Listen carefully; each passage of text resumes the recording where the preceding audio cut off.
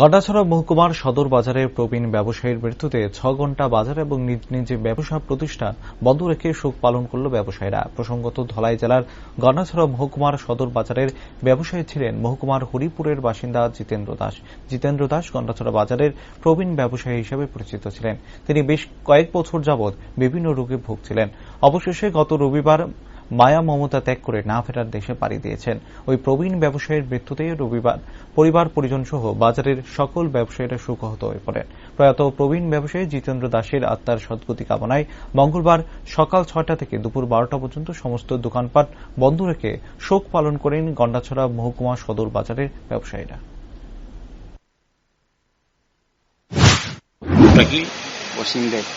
আচ্ছা, আজকে কিসের বন্ধ গেছে? আজকে আমরা গন্ডাছড়া বাজারের প্রবীণ ব্যবসায়ী জিতেন্দ্র দাস রবিবারে পরলোকে গমন করছে। ওই উপলক্ষে আজকে 6টা থেকে 12টা অবধি বন্ধ রাখা হয়েছে কমিটির তরফ থেকে। বন্ধ রেখে শোক পালন করছে। সমস্ত দোকানপাট বন্ধ, সমস্ত দোকানপাট বন্ধ ছিল। তাহলে বয়স কিরকম হয়েছে? 90-95।